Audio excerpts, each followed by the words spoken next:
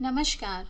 आज हम अपनी हिंदी की पाठ्य पुस्तक गंगा का पाठ 2 क्या लिखूं का अभ्यास कार्य करेंगे। उससे पहले थोड़ा सा पाठ के बारे में जान लेते हैं। सबसे पहले लेखक के बारे में। इस पाठ के लेखक कौन है? पद्मलाल पुन्नालाल बख्शी हिंदी के कुशल आलोचक, निबंधकार और कहानीकारक थे। उन्होंने भारतीय और पाश्चात्य साहित्य के सिद्धांतों का सुंदर सामंजस्य किया है। फिर निबंध का विषय क्या होना चाहिए। इस निबंध में लेखक ने निबंध रचना की प्रक्रिया और उसमें आने वाली कठिनाइयों को बहुत ही अच्छे से समझाया है। फिर आते हैं प्रमुख विचार। A.G. गार्डनियर का मत, निबंध लिखने के लिए हमें किसी विशेष विषय की आवश्यकता नहीं, बल्कि हमारे मन के भाव ही यथार्थ वस्तु है। फिर है तरुण बनाम वृद्ध। तरुण क्रांति के समर्थक, अभिलाषा वृद्ध अतीत के गौरव के संरक्षण यानी अनुभवी।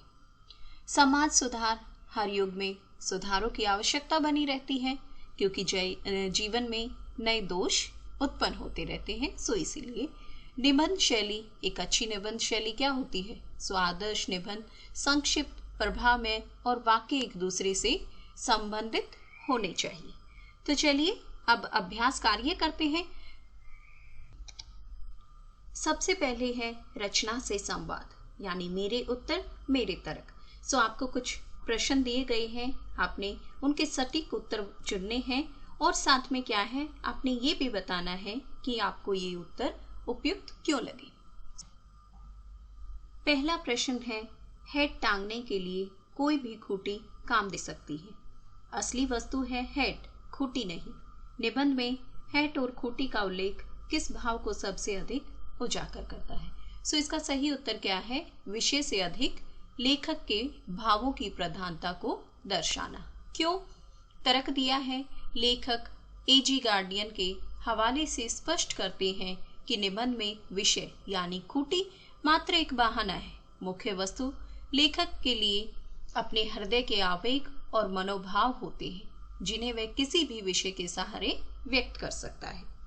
अगला प्रश्न है, उनमें लेखक की सच्ची अनुभूति रहती है, उसका उल्लास रहता है। मार्टिन की पत्ती लेखक के लिए किस निर्णय का आधार बनती है? इसका सही उत्तर क्या है? अनुभव आधारित स्वच्छ लेखन को अपनाना। क्यों? मार्टिन की निबंध पत्ती की सबसे बड़ी विशेषता उसकी स्वच्छता है, जहां लेखक बिना किसी विद्वता के प्रदर्शन के केवल अपने अनुभवों और सच्ची अनुभूतियों को पाठक के साथ साझा करता है। इसी वजह से अगला है, तरुणों के लिए भविष्य उज्जवल, वृद्धों के लिए अतीत सुख। यह तुलना किस पर आधारित है? इसका सही उत्तर क्या है? अभिलाषा और अनुभव। क्यों? क्योंकि तर्क है तरुणों, यानी यहाँ किसका प्रतीक है? युवाओं के पास भविष्य के लिए सुनहरे सपने और अभिलाषाएं होती हैं, इसलिए वे भविष्य को उज्जवल देखते हैं, जबकि जो वृद्ध हैं अपनी बाल्यकाल की स्मृतियों और जीवन के संचित अनुभवों के कारण अतीत को सुखद मानते हैं। नेक्स्ट है, निबंध में अमीर खुसरो की कहानी का उल्लेख किस संदर्भ में किया गया है? इसका सही उत्तर क्या है? एक साथ कई विषयों को संबोधित करने की प्रतिभा दिखाने के लिए तर्क क्या होगा? लेखक खुसरो की उस प्रतिभा का उदाहरण देते हैं जहां उन्होंने 4 औरतों की अलग अलग इच्छाओं यानी खीर, चरखा, कुत्ता, ढोल को एक ही पद्य में समाहित कर दिया। लेखक भी इसी तरह अपने एक निबंध में 2 अलग विषयों को समेटना चाहते हैं, इसीलिए उनका उदाहरण दिया। अगला है, निबंध में समाज सुधार के संदर्भ में क्या कहा गया है? क्या कहा गया है? सुधारों की आवश्यकता हर युग में बनी रहती है। बिल्कुल सही। तर्क क्या होगा? लेखक के अनुसार मनुष्य जाति के इतिहास में ऐसा कोई भी समय नहीं रहा जब सुधारों की आवश्यकता न रही हो, क्योंकि जीवन में निरंतर नए दोष उत्पन्न होते रहते हैं और उनके लिए नए नए सुधारों की आवश्यकता पड़ती है। इसीलिए चलिए अब मेरी समझ मेरे विचार देखते हैं।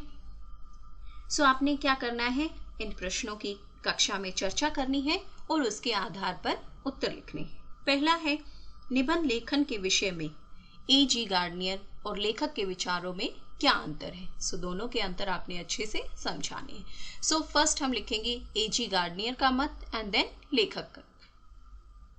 A.G. गार्डनियर का मत यानी गार्डनियर का मानना है कि निबंध लिखने के लिए किसी विशेष विषय की चिंता करने की आवश्यकता नहीं है। सो उनके अनुसार क्या है, किसी विशेष विषय की चिंता करने की आवश्यकता नहीं है, बल्कि मन में उठने वाले भाव और आवेग ही वास्तविक वस्तु है। उनके अनुसार जैसे हेड टांगने के लिए कोई भी खूंटी काम दे सकती है, वैसे ही भावों को व्यक्त करने के लिए कोई भी विषय उपयुक्त होता है। सो उनके अनुसार क्या है, निबंध के लिए विषय की चिंता करना बिल्कुल भी आवश्यक नहीं है। यही लेखक का क्या मत है। सो इसके विपरीत लेखक को लगता है कि उसे सामग्री जुटाने, विचार करने और रूपरेखा बनाने के लिए बहुत परिश्रम करना पड़ता है, क्योंकि उनके मन में भाव अपने आप उस तरह उदित नहीं होते जैसे गार्डनियर के यहाँ होते हैं। सो इन दोनों के मत अलग अलग हैं। सो इनमें ये अंतर है, वो आपने लिख देना है। नेक्स्ट है, लेखक के अनुसार वृद्ध और तरुण दोनों ही वर्तमान से असंतुष्ट रहे, पर दोनों की असंतुष्टि के कारण भिन्न है। आपके विचार से उनकी असंतुष्टि के क्या क्या कारण हो सकते हैं। सो दोनों ही संतुष्ट नहीं थे, उनकी असंतुष्टि के कारण भी अलग अलग है। सो वो कारण आपने यहाँ पर लिखने हैं। सो लेखक के अनुसार तरुण जो है भविष्य का सपना देखते हैं और वर्तमान को बदलकर उसे अपने अभिलाषाओं के अनुरूप बनाना चाहते हैं। सो इसमें क्या बताया गया है कि जो युवा है, ठीक है, वो क्या करते हैं, वो भविष्य का सपना देखते हैं और वर्तमान को बदलकर क्या करना चाहते हैं, अभिलाषाओं के अनुरूप यानी अपनी आशाओं के अनुरूप उनको बनाना चाहते हैं।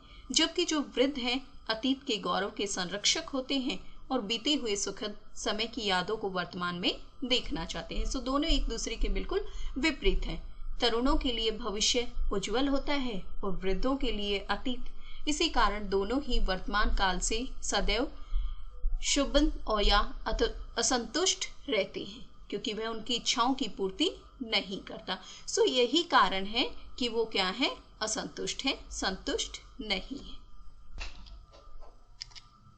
अगला है, नमिता और अमिता किन विषयों पर निबंध लिखवाना चाहती थी। उनके द्वारा सुझाए गए विषयों पर निबंध लिखने में लेखक को क्या क्या कठिनाइयां आई, सो वो हमने यहाँ पर लिखनी है। सो नमिता जो है दूर के ढोल सुहावने होते हैं, और जो अमिता है समाज सुधार पर क्या है, एक आदर्श निबंध लिखवाना चाहती थी। लेखक को कठिनाई यह आई कि ये विषय परीक्षा की दृष्टि से आदर्श निबंध के रूप में तैयार करने थे। दूर के ढोल जैसे विषयों पर 5 पेज लिखना कठिन था, और समाज सुधार जैसी गंभीर विषय जिस पर बड़े बड़े विद्वान में मतभेद है, सीमित समय में संक्षिप्त और सारंगिक लेख तैयार करना बड़ी चुनौती थी। सो इसीलिए जो है लेखक को क्या है, बहुत कठिनाइयों का सामना करना पड़ा। अगला है, निबंध शास्त्र के आचार्यों ने आदर्श निबंध लिखने की कौन सी युक्तियां सुझाई हैं। आप किसी भी विषय पर निबंध लिखने से पहले किस तरह की तैयारियां करते हैं। सो आचार्यों के अनुसार जो है आदर्श जो निबंध होता है वो क्या होता है, छोटा होना चाहिए। निबंध की जो भाषा होती है, भाषा में प्रवाह होना चाहिए, और जो वाक्य हैं वो छोटे छोटे होने चाहिए और वो एक दूसरे से पूरी तरह संबंधित होने चाहिए। निबंध लेखन से पूर्ण तैयारी में प्रेरणा, विषय चयन, सामग्री संग्रह और रूपरेखा निर्माण जैसे चरण महत्वपूर्ण होते हैं। सो इन सब चीजों का हमें निबंध लेखन में ध्यान रखना चाहिए। अगला है, मार्टिन में जो कुछ देखा, सुना और अनुभव किया उसी को अपने निबंधों में लिपिबद्ध कर दिया। निबंध लेखन के लिए देखने, सुनने और अनुभव करने की क्या उपयोगिता हो सकती है। सो इसमें क्या लिखेंगे हम कि जो मार्टिन की इस पद्धति की उपयोगिता क्या है, यह है कि इसमें लेखक की सच्ची अनुभूति और स्वच्छंद विचार होते हैं। जब कोई लेखक अपने देखे, सुने और भोगे हुए यथार्थ को लिखता है तो पाठक उसके भावों से सीधे जुड़ जाते हैं या जुड़ पाते हैं। इसमें न केवल ज्ञान की गरिमा होती है बल्कि क्या होता है, बल्कि जीवन का उल्लास और सहजता भी होती है। जिससे क्या होगा, जिससे निबंध अधिक प्रभावशाली और आत्मीय बन जाता है। सो इन सब चीजों का ही ध्यान इसमें रखा जाता है। सो यही इसकी उपयोगिता है। नेक्स्ट है निबंध लिखने की कला। सो निबंध लिखने की कला क्या है? सो सबसे पहले निबंध का अर्थ क्या है? सो जो निबंध है उसका शाब्दिक अर्थ होता है बांधना, नी प्लस बंध, अर्थात भली भांति बंधा हुआ, अच्छे से एक दूसरे से जुड़ा हुआ। यह वह गद्य विधा है जिसमें लेखक अनुभव, विचार, दृष्टिकोण और भावनाओं को तार्किक साहित्य रूप में प्रस्तुत करता है। सो निबंध लिखने के लिए क्या क्या होता है? सो निबंध लिखने की जो कला है उसके आदर्श निबंध की जो विशेषताएं होती हैं वो क्या क्या होती हैं? सबसे पहले संक्षिप्तता। सो आदर्श निबंध जो होता है उसकी संक्षिप्तता पर बहुत ध्यान दिया जाता है। निबंध जो है छोटा होना चाहिए, क्योंकि छोटे निबंध में क्या है, रचना की सुंदरता अधिक सुरक्षित रहती है। देन उसमें क्या होना चाहिए? प्रभावपूर्ण भाषा होनी चाहिए। निबंध की भाषा में गति और प्रवाह होना अनिवार्य है, तभी इसमें मजा आता है। संबंधता यानी वाक्य जो होते हैं वो छोटे होने चाहिए और एक दूसरे से बहुत अच्छे से जुड़े होने चाहिए। ये नहीं है कहीं की बात कहीं पे लिख दी जाए। ग्राम्य और मर्म, निबंध में मानसिक गहराई होनी चाहिए, चाहे वाक्यों में थोड़ी दुर्बलता आ जाए। यानी निबंध लिखते टाइम हमें इन चीजों का ध्यान रखना है कि पढ़ने वाले को वो अच्छा लगे और एक फ्लो में जाए। सो निबंध लेखन की जो प्रक्रिया है, एक निबंध को पूरा करने के लिए हमें निम्नलिखित चरणों का पालन करना होता है। वो कौन कौन से हैं? सबसे पहले प्रेरणा, मन में लिखने का भाव जागृत होगा। उसके बाद विषय का चयन करना होता है, उचित विषय का चुनाव करना होगा। सामग्री होगी, जो भी विषय से संबंधित तथ्य हमें सब इकट्ठा करने होंगे। रूपरेखा तैयार करनी होगी, यानी लेखन का ढांचा तैयार करना है, क्या क्या हम उसमें लिखेंगे, किस चीज के बारे में है, क्या है। शैली निर्धारण यानी प्रस्तुतिकरण का ढंग तय करना है। एंड लेखन व समापन, सो यानी उसके बाद विचार लिपिबद्ध करना और उचित निष्कर्ष निकालना। सो ये सब चीजें निबंध लेखन की प्रक्रिया में होनी चाहिए।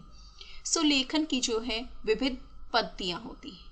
E.G. गार्डनियर विषय खूटी गौण है और लेखक के मन में आवेग हठ प्रधान है।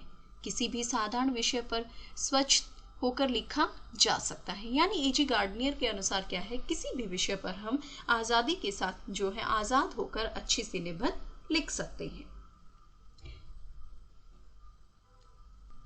सो वहीं दूसरी तरफ मार्टिन ने क्या कहा है? निबंध को व्यक्तिगत अनुभव की अभिव्यक्ति माना है।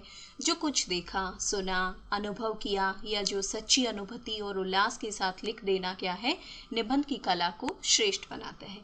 लेखक निष्कर्ष निकालते हैं कि शैली ही अभिव्यक्ति का असली ढंग है और विषय को विभिन्न प्रकार से प्रस्तुत करना ही लेखक की कुशलता है। नेक्स्ट है भाव विस्तार। यानी भाव विस्तार में क्या आएगा? हमारी बुक में दिया गया है, तरुण क्रांति के समर्थक होते हैं और वृद्ध अतीत गौरव के संरक्षक। यदि उपयुक्त वाक्य का भाव विस्तार किया जाए तो कहा जा सकता है कि युवा पीढ़ी में किसी समस्या को लेकर आक्रोश की भावना प्रबल होती है। वे किसी भी समस्या के समाधान के लिए बैठकर बातचीत करने की बजाय उस पर त्वरित निर्णय लेना चाहते हैं, जबकि जो वृद्ध है, वृद्ध पीढ़ी किसी समस्या के समाधान के लिए अनुभव और परंपरागत ढंग से विश्वास करती है। सो इन दोनों में काफी अंतर है। सो पाठ में से चुनकर कुछ ऐसे और वाक्य दिए गए हैं, इन वाक्यों को अपने शब्दों में भाव विस्तार कीजिए। सो पाठ में से कुछ वाक्य दिए गए हैं, उनका हमने भाव विस्तार करना है। सबसे पहले है, दूर के ढोल सुहावने होते हैं। सो जो दूर के ढोल होते हैं वो सुहावने होते हैं, सही बात है। इसका भाव क्या निकलता है? सो तरुण जो जीवन संग्राम से दूर हैं, उन्हें भविष्य का चित्र मनमोहक लगता है। फिर नेक्स्ट है, इसमें पास में ऐसा कोई काल नहीं हुआ जब सुधारों की आवश्यकता न रही हो। सो यानी सुधारों की आवश्यकता। नेक्स्ट है, तरुण क्रांति के समर्थक होते हैं और जो वृद्ध होते हैं वो अतीत गौरव के संरक्षक। यानी युवा पीढ़ी बदलाव और त्वरित निर्णय चाहती है, जबकि जो बुजुर्ग है वो अनुभव और परंपराओं पर विश्वास करते हैं। नेक्स्ट है मेरा अनुभव। इसमें दिया गया है, इस निबंध में लेखक को दो विषयों, दूर के ढोल सुहावने होते हैं और समाज सुधार पर निबंध लिखने थे। ठीक है, सो इसमें लेखक ने दूर के ढोल सुहावने होते हैं और समाज सुधार जैसे विषयों पर लिखने की चुनौती साझा की है। छात्रों को क्या करना है, अपने पिछले अनुभवों के आधार पर बताना है कि उन्हें किन विषयों पर लिखना सरल या कठिन लगता है। सो यहाँ आपने अपने अनुभव लिखने हैं। अगला है विषयों से संवाद। निबंध में बुद्धदेव, महावीर स्वामी, नागार्जुन, शंकराचार्य, कबीर, नामदेव आदि कई महान व्यक्तियों के नाम आए हैं। इनके विषय में जानकारी एकत्रित करके संक्षेप में बताइए कि इन्होंने अपने समय में समाज के लिए क्या क्या कार्य किया था। सो आपने क्या करना है, इन सब के बारे में जानकारी इकट्ठा करनी है और संक्षेप में बताना है कि समाज के लिए इन्होंने क्या क्या किया। सो इन महापुरुषों ने अपने समय में व्याप्त कुरीतियों और अंधविश्वासों को दूर कर समाज को क्या है, एक नई दिशा दी है। बुद्धदेव और महावीर स्वामी ने क्या किया, इन्होंने अहिंसा, समानता और मानव का संदेश दिया तथा जाति पाति का क्या किया, विरोध किया था। कबीर और नानक, इन्होंने क्या है, धार्मिक जो बाह्य आडंबरों का खंडन किया और सामाजिक समरसता व आपसी भाईचारे पर बल दिया। और शंकराचार्य जी, इन्होंने भारतीय दर्शन और एकता को मजबूत किया। नागार्जुन जी ने, इन्होंने बौद्ध दर्शन के साथ साथ विज्ञान और तर्क को भी बढ़ावा। नेक्स्ट में आपने क्या करना है, निबंध में उल्लेखित महान व्यक्तियों, ठीक है, जिन्होंने समाज को क्या है, नई दिशा दिखाई। हमारे आसपास भी बहुत सारे ऐसे व्यक्ति या कोई ना कोई संस्थाएं होती हैं जो स्त्री शिक्षा, पर्यावरण, असमानता, विशेष आवश्यकता समूह आदि के लिए कुछ ना कुछ कार्य करते रहते हैं। सो हमें क्या करना है, ऐसे व्यक्तियों, संस्थाओं के विषय में पता लगाना है और उनके बारे में लिखना है। सो मैंने यहाँ पर कुछ उदाहरण के तौर पर लिखे हैं, आप अपनी मर्जी से भी यहाँ लिख सकते हैं। जैसे मैंने यहाँ उदाहरण के तौर पर स्त्री शिक्षा के लिए, पर्यावरण के लिए, विशेष आवश्यकता समूह के लिए बहुत सारे उदाहरण दिए हैं। सो आप अपनी मर्जी से यहाँ पर लिखिएगा। नेक्स्ट है, आपको समाज सुधार करने का अवसर मिले तो आप क्या क्या सुधार करना चाहेंगे और कैसे करना चाहेंगे। सो अगर आपको भविष्य में कभी मौका मिला तो आप क्या क्या और कैसे करना चाहोगे समाज को सुधारने के लिए। सो यह एक व्यक्तित्व विचार आधारित प्रश्न है। सो यानी ये आप अपने अकॉर्डिंग भी इसका उत्तर लिख सकते हो। उदाहरण के लिए मैं बता देती हूँ। उदाहरण के लिए हम इसमें क्या लिख सकते हैं, यदि मुझे अवसर मिला तो मैं क्या करूँगी, मैं शिक्षा के प्रचार और स्वच्छता पर ध्यान केंद्रित करूँगा या करूँगी। मैं लोगों को शिक्षा के महत्व के प्रति जागरूक करूँगा और आधुनिक तकनीक के माध्यम से ज्ञान को सुलभ बनाऊँगा। क्योंकि लेखक के अनुसार जो है, जीवन में नए दोष क्या है, हमेशा उत्पन्न होते रहते हैं और उन्हें दूर करने के लिए हमें निरंतर क्या करना पड़ता है, सुधार की आवश्यकता होती रहती है।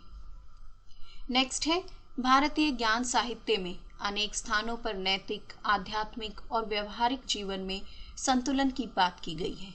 इस विषय पर अपने शिक्षक के साथ मिलकर चर्चा कीजिए। सो आपने क्या करना है, ग्रुप में इसके साथ अपने जो भी टीचर है उसके साथ चर्चा करनी है। उदाहरण के लिए मैं आपको दे देती हूँ कोई आंसर। सो आप क्या लिख सकते हो इसमें, भारतीय साहित्य सिखाता है कि मनुष्य को केवल आध्यात्मिक ही नहीं बल्कि क्या है, व्यवहारिक जीवन में भी श्रेष्ठ होना चाहिए। सो हमें ना केवल आध्यात्मिक बल्कि व्यवहारिकता में भी श्रेष्ठ होना चाहिए। एक आदर्श जीवन वही है जहाँ व्यक्ति अपने कर्तव्यों का पालन ईमानदारी यानी नैतिकता से करे, अपने कार्यों की कुशलता, व्यवहारिकता लाए और मन की शांति को बनाए रखे। यह संतुलन ही जीवन को प्रगतिशील बनाता है। सो हमें इन दोनों में संतुलन बनाकर ही चलना होगा, तभी क्या है, हमारा जो जीवन है वो प्रगतिशील बनेगा। चलिए आगे देखते हैं। आगे है व्याकरण की बात। व्याकरण की बात में सबसे पहले है समास। सो पहले एक बार समास को थोड़ा सा जान लेते हैं। सो समास का क्या अर्थ होता है, संक्षेप या संक्षिप्तीकरण।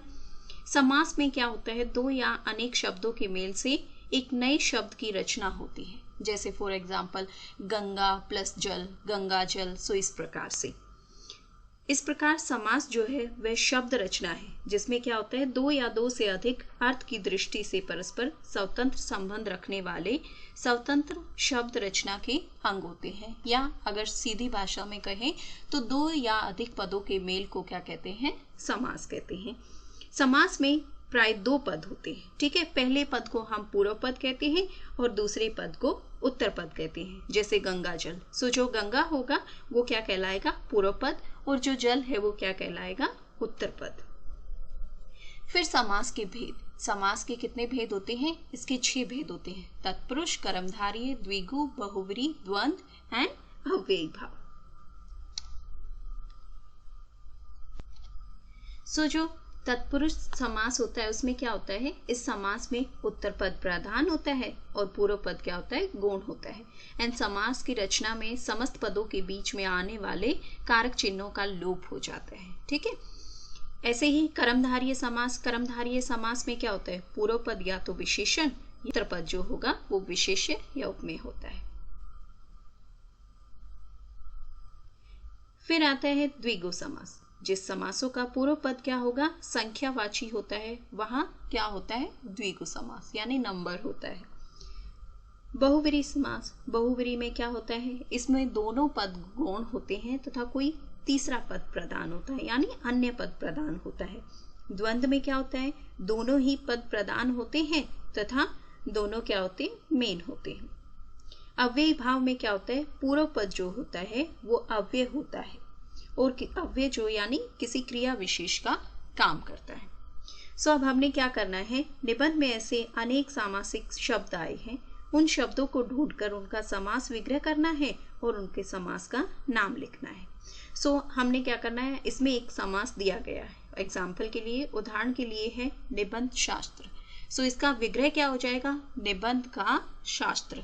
और कौन सी समास का उदाहरण है ये? तत्पुरुष का। सो ऐसे ही हमने और उदाहरण लिखने हैं। सो चलिए देखते हैं कर्मधारय। सो जो नील कमल है वो किसका उदाहरण है? कर्मधारय का। इसका विग्रह क्या होगा? नीला है जो कमल। नेक्स्ट है द्विगु। द्विगु समास का उदाहरण क्या है? तिरंगा, 3 रंगों का समूह। बहुव्रीहि, पीतांबर। का क्या हो जाएगा? भाई और बहन।